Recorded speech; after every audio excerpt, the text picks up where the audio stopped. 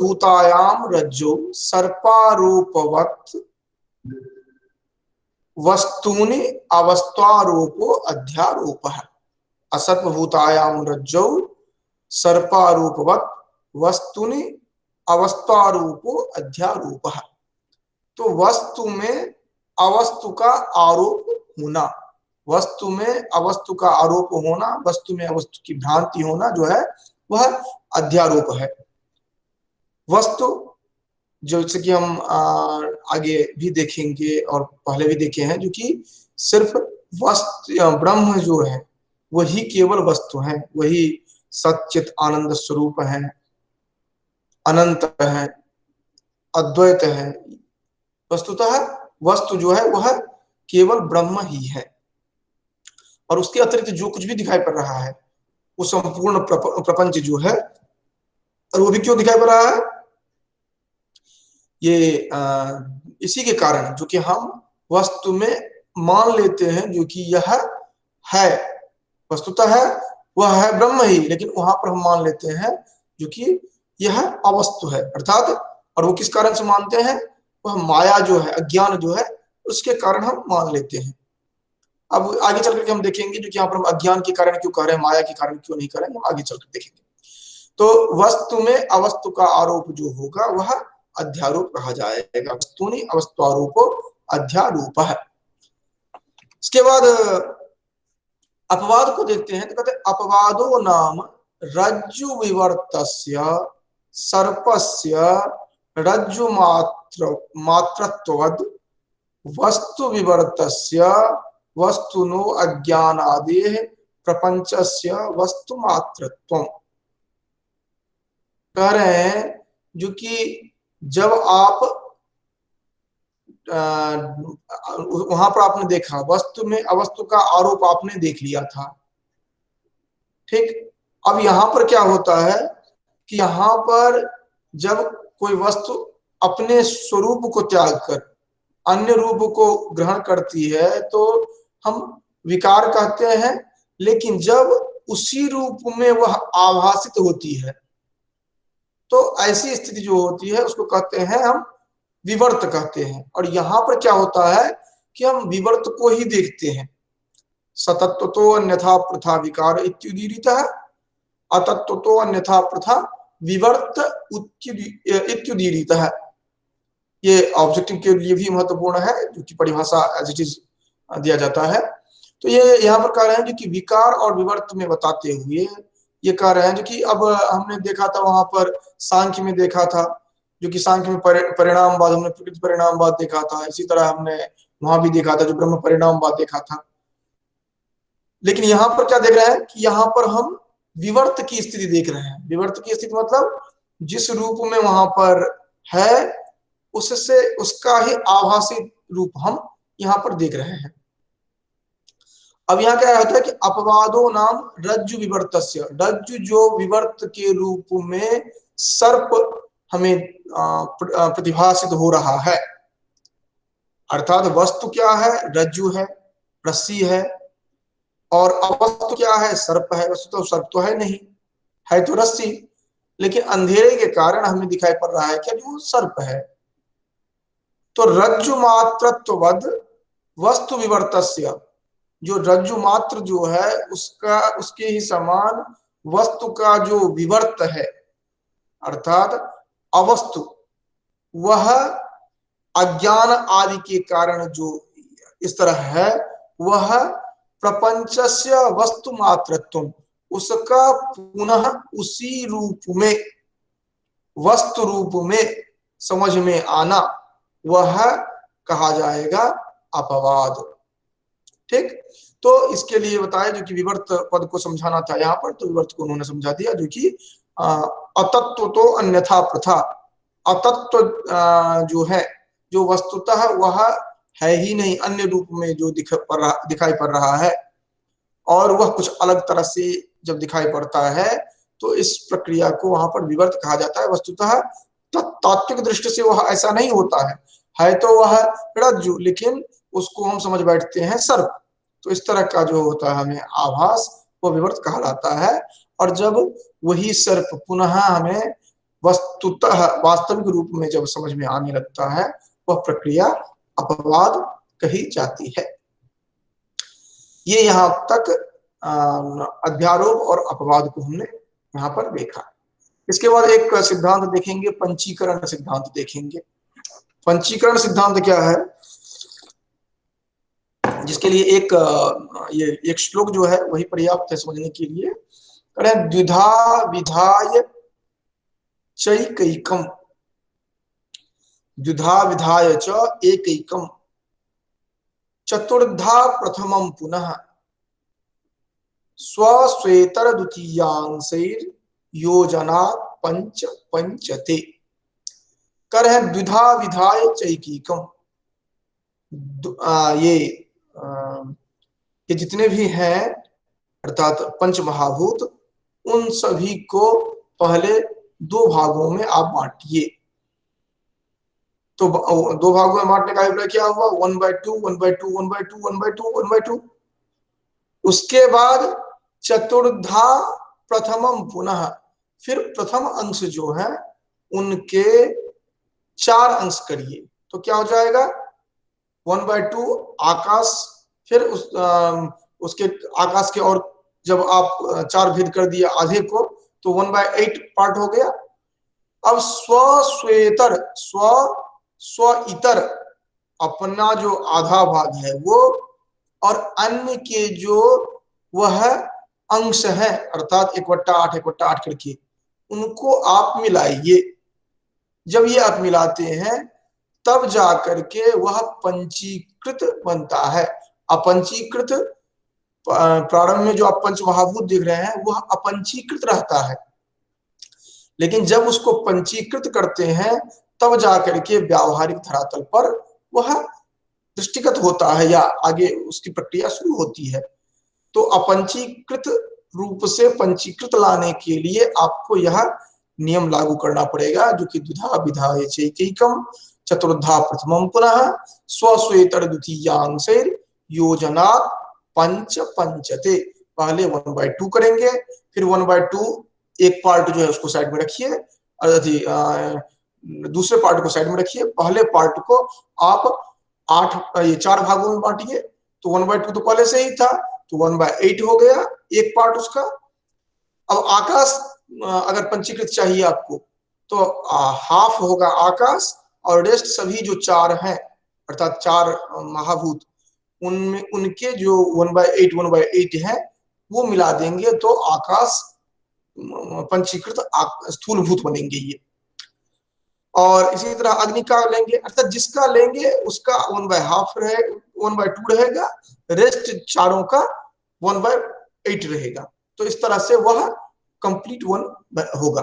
ठीक, तो यही कह रहे हैं, स्थूल भूतानि तो पंचीकृतानि, स्थूल भूत तो पंचीकृत है, पंचीकरणम तो आकाशादि पंच स्वेकैकम द्विधा समम विभज्य तेषु दशसु भागेषु प्राथमिकान् पंचभागान् प्रत्येकं चतुर्धा समं विभज्य चतुर्भागानां स्व द्वितीयार्ध भाग परित्यागेन भागांतरेषु संयोजम। तो इस तरह जो ये चर्चा अलग अलग कर रहे हैं, इसमें ये है विधा विधाय चैकैकम चतुर्धा प्रथमं पुनः स्वश्वेतर द्वितीयांशैर् योजना पंच पंचते। सबसे पहले अपंचीकृत जो है उस अपंचीकृत को 2 भागों में बांटेंगे। यही कर रहे हैं, पंचीकरणम तो आकाशादि पंच, आकाशादि जो 5 हैं उनका उन्हें पंचीकृत रूप करने के लिए क्या करना है, स्वेकैकम द्विधा समम विभज्य, वो जितने भी हैं उनको 2 भागों में बांट देना है। तेषु दशसु भागेषु, क्योंकि 5 भागभूत है तो 10 हो गए, तो 10 भाग में प्राथमिक 5 जो है, फर्स्ट 5 जो है उनको क्या करना है, क्योंकि फर्स्ट 5 पांचों के 1 हो गए, फर्स्ट 5 पांचों के सेकंड 5 पांचों के 1 हो गए। तो ये जो फर्स्ट 5 है उनको, उनमें से प्रत्येक को चतुर्धा समम विभज्य बराबर हिस्से में बांट करके 1/8 1/8 1/8 1/8 करके उनका 1/2 + 1/8 + 1/8 + 1/8 + 1/8 करके 1 हो जाएगा। जैसे हम ले रहे हैं पृथ्वी या जल, तो जल को पहले 2 पार्ट में हमने बांटा, तो हो गया 1/2, और जल में मिलाएंगे 1/8 पृथ्वी, 1/8 आकाश, 1/8 वायु, 1/8 अग्नि। इस तरह से हो जाएगा, वह जल की निर्मित होगी। तो अपंचीकृत से पंचीकृत इस तरह बनाएंगे, और इनकी जो गुण विशेष की प्रधानता जो रहेगी वो आप क्रम से इस तरह देखेंगे, जो कि आकाश जो है वह शब्द मात्र प्रधान होंगे, क्योंकि आप जानते हैं जो कि आकाश वायु अग्नि जल में क्रमशः शब्द स्पर्श रूप रस गंध, या क्रम से इस तरह अगर उल्टा देखें तो पृथ्वी से पृथ्वी जल अग्नि वायु आकाश, इसमें क्रम से होंगे गंध रस रूप स्पर्श शब्द, ये क्रम से होते हैं।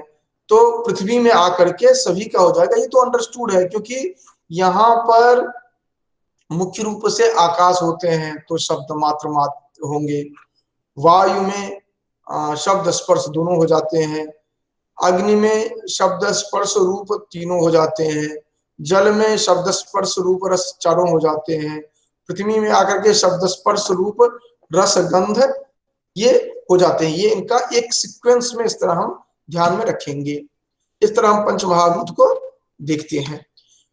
इसके बाद लिंग शरीर की हम जब बात करते हैं या सूक्ष्म शरीर की बात करते हैं,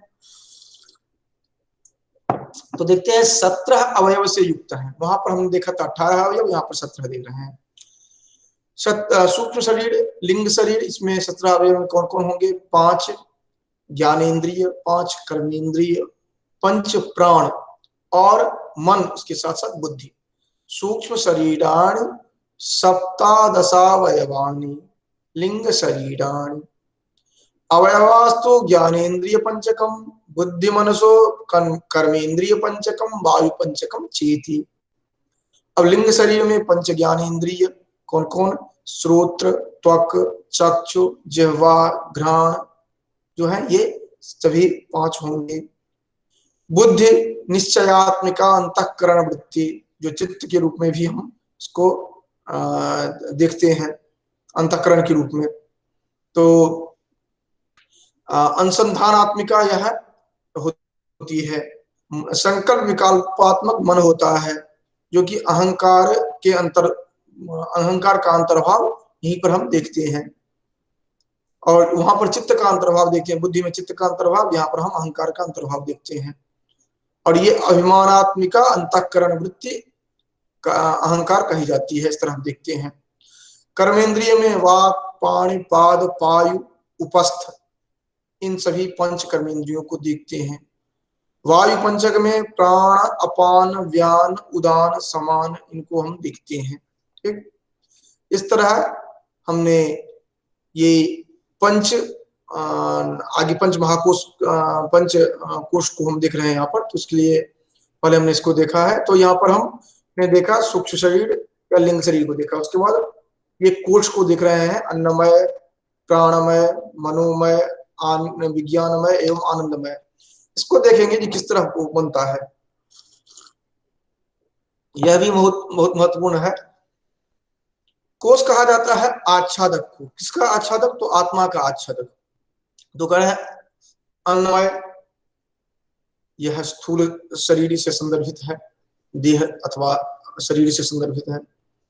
प्राणमय, पंच कर्मेंद्रिय और पंच प्राण, ये दोनों एक साथ कर्मेंद्रिय और प्राण, ये जो है प्राणमय कहे जाते हैं। मनोमय में मन अर्थात पंच ज्ञानेन्द्रिय और मन, इनको साथ में एक साथ मनोमय कोश कहते हैं। बुद्धि और पंच ज्ञानेन्द्रिय, इनको हम विज्ञानमय कहेंगे। और सुषुप्त अवस्था में कारण शरीर जो है यह आनंदमय कोश के रूप में हम देखते हैं। और इसको कैसे ध्यान में रखेंगे? अन्नमय हम जानते हैं, जो कि अन्न से ही हमारा शरीर पुष्ट होता है, इस हिसाब से हम ध्यान में रख सकते हैं, जो स्थूल शरीर से संबद्ध है यह। और अन्नमय कोश देह या शरीर के से संदर्भित है डायरेक्ट। प्राणमय कोश जो पंच प्राण और पंच कर्मेंद्रिय जो हैं इनसे संदर्भित है, तो उसको आप समझ इस तरह ध्यान रख सकते हैं जो कि यह प्राण जो है वह एक्टिव होंगे कर्मेंद्रिय के कारण ही होंगे। इस तरह आप अपने दिमाग में एक ट्रिक बना करके ध्यान में रख सकते हैं क्योंकि कंफ्यूजन ना हो। मनोमय में जब भी मन से कोई काम हम करना चाहते हैं तो हमें ज्ञानेंद्रिय जो है उन ज्ञानेंद्रिय की ज्यादा जरूरत होती है। कर्मेंद्रिय तो बाद में हम चर्चा कर सकते हैं क्योंकि बिना ज्ञानेंद्रिय के वह मन को हम नहीं ये कर सकते। और वस्तुतः मन जो है वह उभयात्मक इंद्रिय के रूप में जो हम देख रहे हैं, तो उसका अगर निकट संबद्धता अगर हम देखें किसी तरह से तो ज्ञानेंद्रिय से हमें लगता है, और इस कारण से हम दोनों को जोड़ करके एक साथ देख सकते हैं। विज्ञान जो है वह बुद्धि से संदर्भित है क्योंकि इस तरह का निश्चयात्मिका अंतःकरण वृत्ति जो है उससे संबंधित है, और वह भी कहीं न कहीं ज्ञानेंद्रिय से संबद्ध होगा। तो इस कारण से आप बुद्धि और ज्ञानेंद्रिय को विज्ञान में कोश के अंतर्गत रख सकते हैं। क्योंकि कंफ्यूजन होता है कि 2, 3, 4 जो है इन्हीं में कंफ्यूजन होता है, तो इस तरह भी आप ध्यान में रख सकते हैं। पहला कर्मेंद्रिय है और रेस्ट जो 3, 4 वाला है वह ज्ञानेंद्रिय है, और विज्ञान है तो बुद्धि से संदर्भित ही होगा, मनोमय है तो मन से ही संदर्भित होगा। अब स्थूल शरीर सूक्ष्म शरीर ऊपर वाला जो है वो स्थूल शरीर होगा, और फिफ्थ जो है आनंदमय वो कारण शरीर है। ये ध्यान रखेंगे। इसमें फर्स्ट और 5 में कंफ्यूजन होता है। कारण शरीर हम अन्नमय को समझ लेते हैं, ऐसा नहीं है। आनंदमय कोश जो है वह कारण शरीर है और अन्नमय कोश जो है स्थूल शरीर है। इसको इस तरह ध्यान रखेंगे। अब हम आते हैं अज्ञान की चर्चा करते हैं। अज्ञान 2 तरह से हमें दिखाई पड़ता है। यह है समष्टि और व्यष्टि के धरातल पर जो कहा गया है, इदम अज्ञानम समष्टि व्यष्टि अभिप्रायेण एकम अनेकम इति च व्यवह्रियते। तथा है यथा वृक्षाणाम समष्टि अभिप्रायेण वनम इति एकत्व व्यपदेशो, यथा वा जलानाम समष्टि अभिप्रायेण जलाशय इति तथा नानात्वेन प्रतिभासमानानां जीवगताज्ञानानां समष्टिभिप्रायेण तदेकत्वव्यपदेशः अजमेकाम् इत्यादि श्रुतेः इयं समष्टिः उत्कृष्टोपाधितया विशुद्ध सत्व प्रधाना। एतत् उभयतं चैतन्यं सर्वज्ञत्व सर्वेश्वरत्व सर्वनियंत्रित्व आदि गुणकम सदव्यक्त अंतर्यामी सद अव्यक्त अंतर्यामी जगत कारणम ईश्वर इति च व्यपदिश्यते। सकलाज्ञानावभासकत्वात् सर्वज्ञ सर्वविद् इति श्रुतेः। ईश्वरस्य इयं समष्टिः अखिल कारणत्वात् कारण शरीरम् आनंद प्रचुरत्वात् कोशवच्छादकत्वात् च आनंदमय कोशः सर्वोपरमत्वात् सुषुप्तिः अतएव स्थूल सूक्ष्म प्रपंच लय स्थानम इति च उच्यते। अब आगे इसमें बता रहे हैं तदानीम एतावीश्वर प्राज्ञो चैतन्य प्रदीप्ताभिः अति सूक्ष्माभिः ज्ञान वृत्तिभिः आनंदम अनुभवतः आनंदभुक् चेतो मुख प्राज्ञः इति श्रुतेः। सुखमहम् अस्वाप्सं न किंचित् अवेदिशम् इति उत्थितस्य परामर्शोपपत्तिश्च अनयो समष्टि व्यष्ट्ययोर वन वृक्षयोरिव जलाशय जलयोरिव वा भेदः। एतत् उपहितयोः ईश्वर प्राज्ञयोः अपि वन वृक्षावच्छिन्नाकाशयोः इव जलाशय जलगत प्रतिबिंबाकाशयोरिव वा अभेदः। एष सर्वेश्वरः इत्यादि श्रुतेः। ये जो अलग अलग ईश्वर और जीव का निरूपण करने के लिए इन्होंने अलग अलग बताया है, उसी को यहाँ पर समराइज करने का प्रयास, संक्षेपीकृत करने का प्रयास किया गया है। ये दो तरह से देखते हैं, एक समष्टि दृष्टि से, एक व्यष्टि दृष्टि से। समष्टि हुआ कलेक्टिव और कॉमन, और व्यष्टि हुआ इंडिविजुअल। समष्टि कारण शरीर में अभिमान करने वाला जो होगा वह ईश्वर कहलाएगा, वहीं पर व्यष्टि कारण शरीर में अभिमान करने वाला जो होगा वह प्राज्ञ कहलाएगा। समष्टि सूक्ष्म शरीर में अभिमान करने वाला जो होगा वह सूत्रात्मा कहलाएगा। इसी तरह व्यष्टि सूक्ष्म शरीर में अभिमान करने वाला जो होगा वह तेजस कहलाएगा। ये ईश्वर और जीव के संदर्भ में चर्चा हो रही है। ये तीन स्तर दिखा रहे हैं।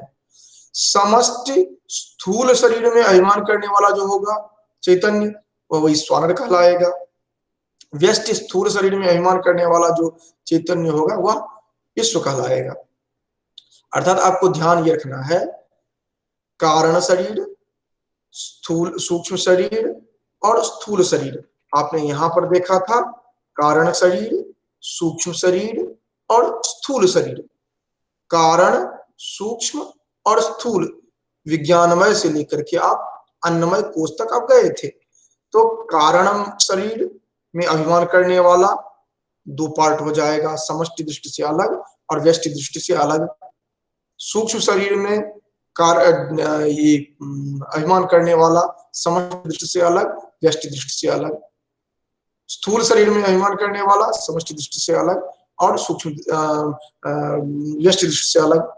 यहाँ पर वही देख रहे हैं हम, समस्त शरीर कारण शरीर में ईश्वर, सूत्रात्मा, वैश्वानर। ठीक, ईश्वर, सूत्रात्मा, वैश्वानर। केवल यहाँ पर चार्ट थोड़ा सा अपोजिट सीक्वेंस में हो गया है, क्योंकि यहाँ पर आप देखते हैं समष्टि या स्थूल शरीर वहां पर दे दिया गया है 1 नंबर में और कारण शरीर 3 नंबर में दिया गया है। इस कारण से थोड़ा सा इसको सीक्वेंस थोड़ा सा चेंज करके आप ध्यान में रखेंगे तो और बेहतर तरीके से ध्यान में रहेगा। देखिए यहाँ पर ऊपर से अगर वहां के हिसाब से लें जो अन्नमय कोश से, तो आप यहाँ पर नीचे से लेंगे वैश्वानर, सूत्रात्मा, ईश्वर या विश्व, तेजस, प्राज्ञ। वैश्वानर, विश्व, ये तो आपको समझ में आ जाएगा। अर्थात उधर का अन्नमय से प्रारंभ करेंगे तो वैश्वानर, विश्व आ गया। बीच वाले जो 3 वाले होंगे वो तेजस होंगे, केवल ऊपर और नीचे में अंतर आ रहा है। तो इस तरह आप वैसे भी ध्यान में रख सकते हैं, कारण जो होगा वह ईश्वर ही होगा और कारण जो होगा वह आत्म आनंदमय ही होगा। ठीक है, इस तरह ध्यान में रखेंगे। अगर कंफ्यूजन आपको अन्न और आनंद में कंफ्यूजन नहीं हुआ तो यहाँ भी कंफ्यूजन नहीं होगा, क्योंकि कारण जो होता है वह ईश्वर ही हो सकता है और कारण जो होता है आनंदमय जो होगा वही होगा कारण। तो इस तरह अगर आप ध्यान में रखें तो कारण शरीर में अभिमान करने वाला जो होगा वह चैतन्य होगा और चैतन्य जो होगा वह ईश्वर होगा। और ईश्वर के साथ साथ आप पैरेलल में आप ध्यान रखेंगे प्राज्ञ, प्रकृष्ट रूप से ज्ञान, जिसको ज्ञान हो। इसी तरह सूत्रात्मा, तेजस, वैश्वानर, विश्व, ये तो दोनों वकार हैं तो आप आराम से समझ सकते हैं। और लेकिन बीच वाला जो है वह आप सूत्रात्मा, तेजस ये ध्यान रख सकते हैं और ईश्वर, प्राज्ञ। क्योंकि ये आप इस तरह ध्यान में रखेंगे उसी से समझ में आपको आएगा क्लियर कट। ये ये जो दिया गया है पैराग्राफ में ये 4 क्लियर कट नहीं ध्यान में आएगा। आप थोड़ा चिंतन करने के बाद आप बता सकते हैं, लेकिन एट ए टाइम जो आपको टिक करना होता है उस समय में आपको दिक्कत होगी। तो हमें कोश जितने भी हैं उनको भी एक साथ ध्यान में रखना है। उसके बाद ये जो समस्त व्यष्टि का इन्होंने चर्चा किया ये भी ध्यान रखना है, और ये ईश्वर जीव का जो निरूपण किया है ये तीनों को एक पैकेट में रखना है, तब जाकर के हम क्लियर कर सकते हैं। तो आनंदमय कोश वहां पर जो हमने बताया था एक एक करके, अन्नमय कोश, उसके बाद प्राणमय कोश, इसके बाद ये मनोमय कोश, विज्ञानमय कोश, आनंदमय कोश, ये जो हमने देखा था यहाँ पर अन्नमय, प्राणमय, मनोमय, विज्ञानमय, आनंदमय ये और क्रम से जो स्थूल शरीर, सूक्ष्म शरीर और कारण शरीर, स्थूल, सूक्ष्म और कारण, ये जो हमने देखा था, इसी की परिणति हम यहाँ पर देख रहे हैं, जो कि वह कारण शरीर में, अर्थात वहां पर जो थर्ड है, कारण शरीर में अभिमान करने वाला चैतन्य जो होगा वह ईश्वर होगा, वही प्राज्ञ कहलाएगा व्यष्टि स्तर पर। सूक्ष्म समष्टि सूक्ष्म शरीर में अभिमान करने वाला जो चैतन्य होगा वह सूत्रात्मा कहलाएगा, वही व्यष्टि स्तर पर तेजस कहलाएगा। समष्टि स्थूल शरीर में अभिमान करने वाला चैतन्य जो होगा वो विश्वनर कहलाएगा, वही व्यष्टि स्तर पर विश्व कहलाएगा। इसके बाद सृष्टि प्रक्रिया, एक सृष्टि प्रक्रिया और अज्ञान, ये और साथ में अज्ञान की शक्ति और जीवन मुक्ति, ये जो है इनको हम नेक्स्ट कक्षा में, अगली कक्षा में हम इनको देखेंगे। आज हमने जो चर्चा किया है वह मुख्य रूप से कोश और ये जो समष्टि स्तर पर है, इन दोनों को हमने चर्चा की है।